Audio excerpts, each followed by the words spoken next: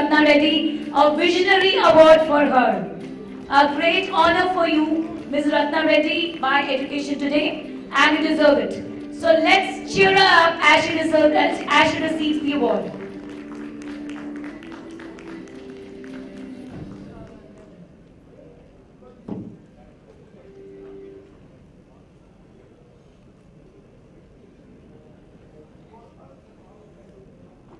I think she needs a bigger round of applause. And we have Dr. Nick of King's College. It's a pleasure to have you, Dr. Nick, here.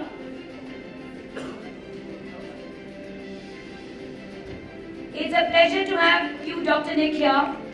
I call in Vipin Batra of EDA to felicitate Dr. Nick along with Mr. Anil Sharma. Mr. Vipin Batra, can we request Mr. Manish Naidu, can you join Mr. Anil Sharma, please, to felicitate Dr. Nick?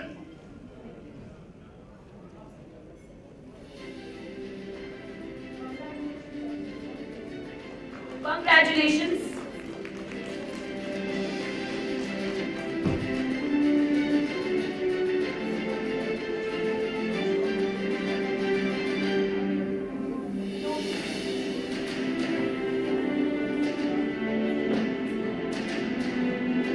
Starting with our second panel discussion now.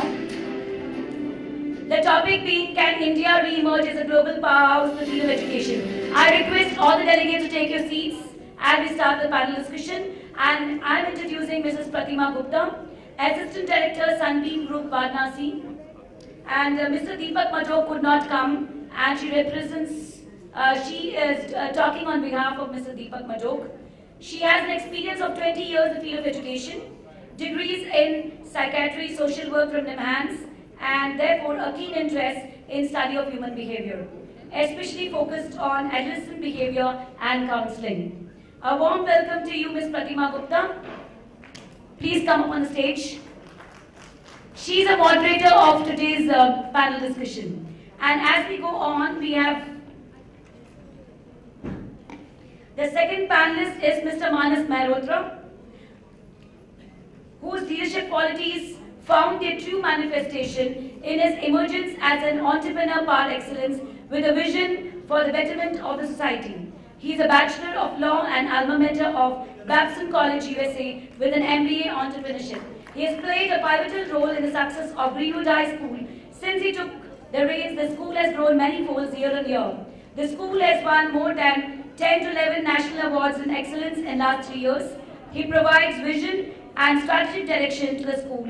Manas has always been passionate about education and believes in unique approaches to education, which leads to newer heights of excellence in molding the younger minds of tomorrow. His prides on a skilled and dedicated SCO team that he treasures and boasts of.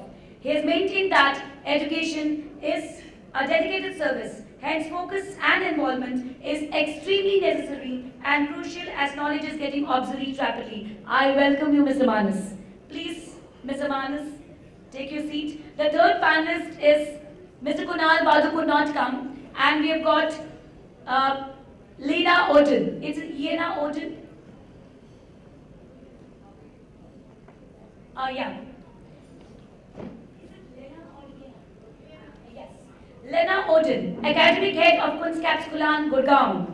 So warm welcome to you. Working with a pedagogical model called KED. It's called as Kunstkapskolan Education. So it's a model that comes from Sweden. A warm welcome to you. And then we have the fourth panelist is Dr. Neeta Bali. Dr. Neeta Bali is not there, I think. And then we've got the fourth panelist is Ms. Jayashree Periwal, Group of Schools, the chairperson of Jayashree Periwal Group of Schools. Her name is, yes, Ms. Jayashree Periwal, a warm welcome to you. And she has a rare distinction of being the woman who revolutionized the education system, not just in Rajasthan, but in India. She was recently awarded as a Person of the Year by Asia One in Dubai.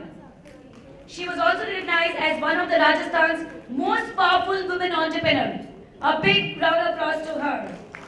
Dr. Periwal was awarded the Giants Award by spiritual guru Sadhguru for her work in the field of education. And other awardees included Mr. Ratan Tata and Mr. Amitabh Bachchan. That's a pleasure to know. She has pioneered international education in the state of Rajasthan by opening the first truly international school offering the IB and the IGCSE curricula. It is currently ranked as #1 in Rajasthan and #7 in India. She has received the President's Award for Enlightened Citizens of the Nation and Dr. S. Radhakrishnan Award for remarkable contribution in the field of education, culture and art. She was the only woman to represent the state of Rajasthan for Barack Obama's high-power White House delegation for collaborative partnership in education. So before we present with the event, let's all comment Jayashree ma'am for her hard work and beliefs. That's great. A hearty welcome to the very, very power-packed team out here. So we expect a lot of things out of you. So a warm welcome to all of you. Ladies and gentlemen, the panel has begun. Can we have a few mics out here? You guys will be open for question and answers after the session. Handing over the mic to the panelists. You guys can go ahead. Thank you.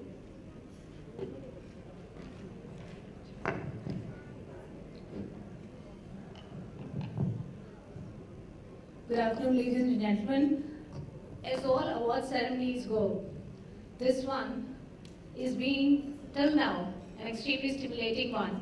And it's some kind of an irony, you know, I heard the last panel discuss, and when Ms. Chona came to the rest, she ceremoniously kind of reduced education as something which is meandering under so much of pressure of what to do and what not to do. And she categorically said that syllabus and books and the way we are treating our children's minds with the wrong kind of books, with the right kind of intention, of course, is of course one of the reasons why education is not heading in the right direction. Cut to our panel, and now, in the light of what happened in the previous panel, we are here to discuss upon can India re-emerge as a global powerhouse in the field of education. I have an esteemed gathering sitting next to me and an equally intellectual crowd sitting in front of me. Let me give you a few statistics. The current literacy rate in the country stands at 74.4%. Highest is Kerala, leading with 93.9%, and the lowest is Bihar. But then that is also 63.82. So, by all measures and by all statistical surveys, we are a literate country. Now the paradox here is literacy and education one and the same thing? And if we are literate, are we truly educated? I'm going to ask the panelists today to comment and discuss all these issues as we together try to fathom the topic and of course come to certain conclusions. I have with me Lana Oden, and an article that I was perusing told me that maximum number of Indian students, Indian youth, is looking westward for more education. Lana is someone who comes to us from Sweden, is working with an Indo-Swedish school for the past 8 months. She came to India in January. So I'm going to start with Lana. What do you feel the Indian education system has which will propel it towards becoming a superpower in the field of education? And your perspective would be a person who has happened to the Indian educational scenario as it exists just 9 months.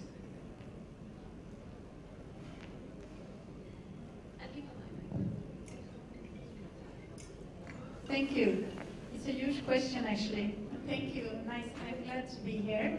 Yes, I arrived here in January, and I've been working as an educator in Sweden for 25 years, both as a teacher and a school leader.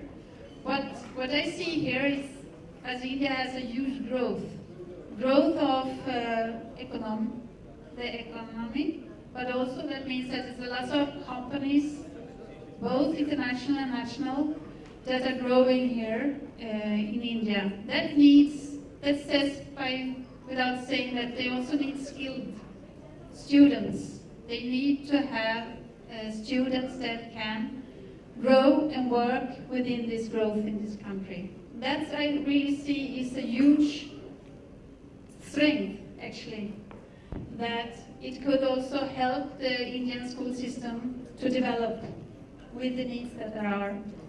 So how I see it is that school also need to look a little bit beyond academics. We need to see what is the future demanding and what do they need. So we need also to think and talk about skills, different kind of future skills that they need, like collaboration, global awareness, digital knowledge, and so on. Thank you, Lena. Ma'am, I'd like to interrupt. Sorry, I'm disturbing the panel. We have Dr. Deepak Madhok with us. So please join the panel.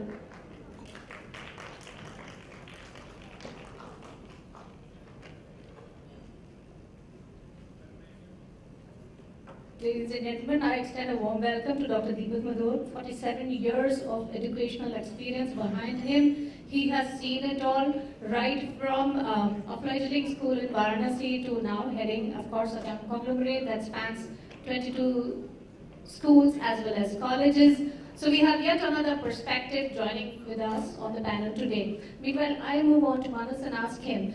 Lena talks to us about skills and about digital learning and being digi-efficient to combat the needs of a growing world. What is your take? What are the inherent skills that the Indian child or student possesses, and how do we make this marriage possible between skills and knowledge, and where does that take us as a superpower if we aim to be? So basically I would start with mentioning about how the economy of India towards the education sector is moving ahead. Indian education sector is around $100 billion on a market cap, but if you really see, it's actually divided into domestic demands versus the outflow of international kids moving, the Indian kids moving out. So Indian spends around $3 billion for their higher education, which itself is a huge amount compared with what we are receiving. And we receive only 45,000 visas are being issued on a yearly basis. So that's almost like not even $500 million coming into the country. So if you really see from that angle, the country is having a chances of a huge potential, which is not being really looked into. But what is actually is a key point to note is the economy itself, the domestic economy is so strong and huge that if we really focus on it, it can really turn out to be a country which will be in top 2 or top 3 across the world. If you see the Indian economy, the enrollments is around 189 million students are being enrolled into education. 189 million, but the capacity, if you really ask, is 400 million. So we can just double this up. Subject to we are focusing on right education, providing quality education to them. The government, central government has to play an important role rather than the state government to provide it. If you see CBSE schools and an ICSE school in together, they are not even 2% or 3% of the total education system which is available for the country. So I think there are a lot of policies, decisions which the government has to intake, to make a difference picture, which will start with the right academic programs to start with. Then only the country can see there is the demand and the changes which we are looking forward to. So taking off from what Manas said, that we still can have many students, many more students coming to us, and that would be a source of revenue generation also for us. I have a survey which says that in the Asian top ranking 300 colleges, India has 33 colleges, vis-a-vis the 16. It had 16 about 4 years back, and the count has risen to 33 colleges, which indicates a very healthy trend, which means that the number of students, the number of Indian youth who are going abroad to pursue education are now looking inward, looking more towards the country, with the country's top 33 colleges drawing attention from abroad as well as from within the country. I have Jashi ma'am with me, and your experience in education for so many years, what does that tell you, ma'am? Is it that we still are stuck by the glamour of education or a degree abroad, or it is more because we are now understanding that our own education system has become a synthesis of that which the world requires and that which is very intrinsic to our own cultural ethos? How would you comment upon it? I think the education sector, it is challenging, but I'm hopeful. I believe that we were world leaders. We were the ones who invented the zero, the decimals, Indus Valley civilization, how to do water harvesting. So we have this innate intelligence. We are extremely diligent. We just need role reversals. The Britishers came in and they gave us a very structured kind of education, which was teacher-centric. The children will sit in rows and the teacher will dominate the classroom. It was content-driven rather than concept-driven. So it was okay then, but not now. The moment we adapt, we cannot procrastinate and say, we've been doing good enough. No, we need to evolve, we need to change our thought process. We need to put in critical analysis. There was a survey done that when it is a teacher-centric class, it's a bell-shaped curve. But if the teacher's teaching 1:1, it's speaking. So it was, everybody tried to look at it. Is it possible that one teacher teaches one student? With the huge population that we have, not possible. But what can replace it? Technology can replace it. I'm a firm believer that we all have shades of black and white, but technology, if used correctly, it can be of immense use. We will not have to run to the Harvards and Stanfords. We can be the world leaders and emerge like that, because our intelligence is known all over. We considered that the CEOs that you'll find in the top countries of the world, they are our own Indians. We were the ones to give them a hostel education like the Gurukul, where the Krishna and Sudama were taught with gay abandon. There wasn't any disparity. It wasn't a teacher-centric education. You were allowed to mingle, you were allowed to express, you were experimental. It was experiential learning. We need to get back to those roots, and you see how quickly we will be the world leaders once again. Thank you, ma'am. Very well said. And that's a wonderfully positive note that we will be the world leaders once again. Lots of hard work to be done. Now, there's this article by Rajiv Pathak which says, move over China. India is going to be the next global superpower in education. And there are 5 main reasons which he has cited as to what is very typical to the Indian psyche and to the Indian parent mind. High aspiration. Top of the ladder, Ms. Pathak says, high aspiration is one of the most critical cataclysmic forces. High aspiration of the Indian parent for the better life of a child. And he also goes on to say that there's been a systemic shift in terms of profession and occupation. He quotes an example saying that a middle-class clerk somewhere in a downtown, village is dreaming that his child will not be a clerk, but he's very proud that child is going to get a BE degree from somewhere and then have his own sort of a life which is very different from his parents, so on and so forth. My thrust for you, Mr. Madhok, is about the Tier 2 and the Tier 3 Indian cities where these parental aspirations, even as you and I speak, are climbing a never before high.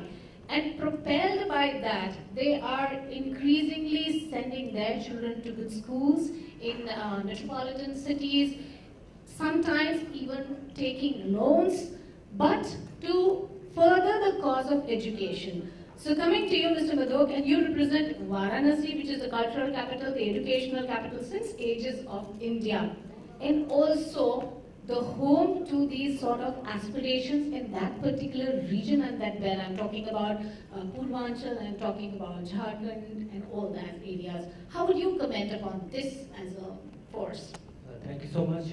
First of all, Eastern Uttar Pradesh, Jharkhand, Bihar, and all the parts of the cow belt as it is known, houses a population of almost 20 to 25 crore people, and that's actually equal to the entire population of Europe. And when you see, look at that place, where you really need education there, you really need good schools there, and the parents' aspirations, as Pratima rightly pointed out, is skyrocketing. The parents want to give the children anything which is 100 years ahead of them, and they would do anything out of their pocket for it. And the dwindling numbers of the state government schools attendance, even after giving midday meals or serving them all kinds of apples and things and bananas, and it's not working out because the parent now has taken a call. The parent is intelligent enough to know, even the most illiterate person who's an auto rickshaw driver or a tempo driver, he now very clearly has its aim set. He wants to go to a private school, let me tell you that. And he doesn't want to go to any of the government schools, even if he doesn't have to give any fee. Even a 1 rupee fee doesn't attract him. The reason for that he's dreaming. And India is dreaming. So friends, there is a call to be taken today.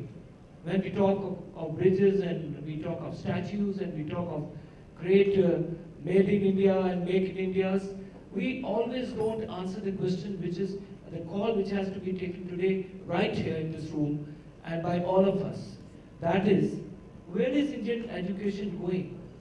If the ambition of the parent and the vote of the parent for the private schools is growing day by day, and in India, the enrollment in private schools has increased so much that you have hundreds of schools mushrooming all over, even in the small villages.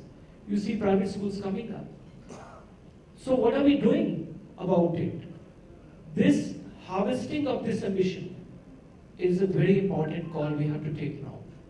We have to sensitize the government that don't go for this.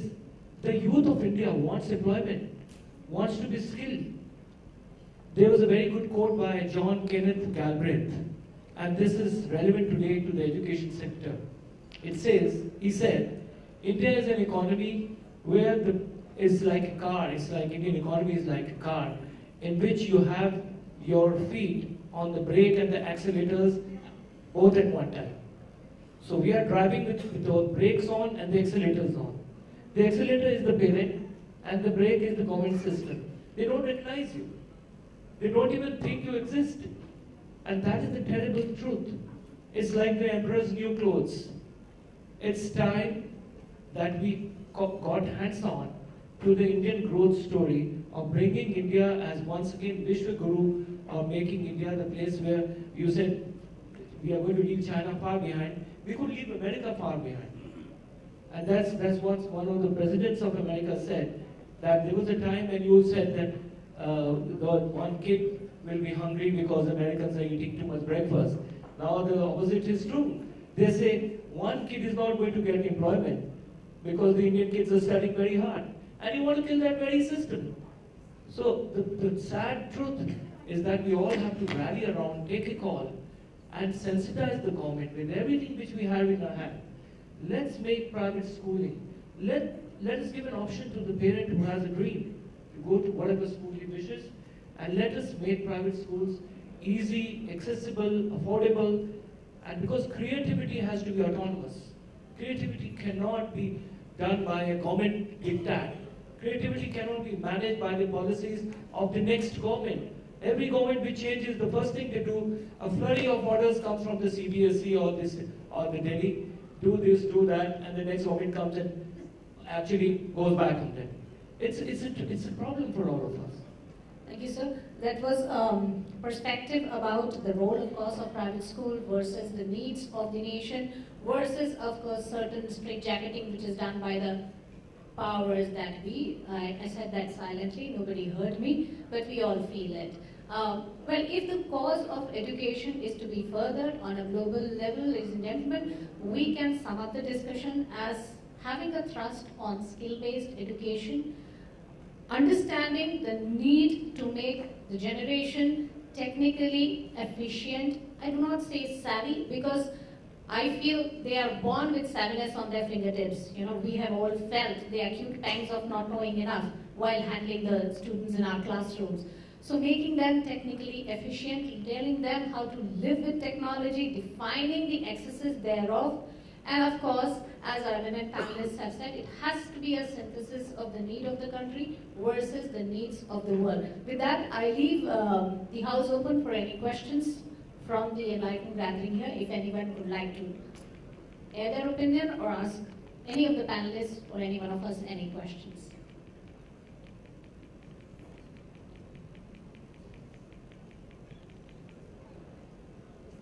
Yes, please.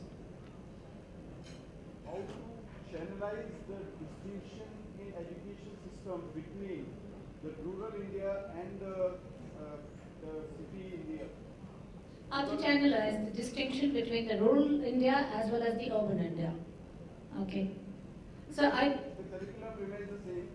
Yes. The remains the same. The schools remain the same. NCERT remains the same. The board remains the same. But I think the way the children are taught or learn, are made to learn, and the quality of teachers who are imparting knowledge to these children, I think that varies sky to ethics. If you would read up the article by Mr. Rajiv Pathak, again I'm quoting the same one, but then there was this interesting incident he quotes where he says that for one teaching post, or rather 3 teaching posts in a school, he had 200 applicants. He has witnessed 200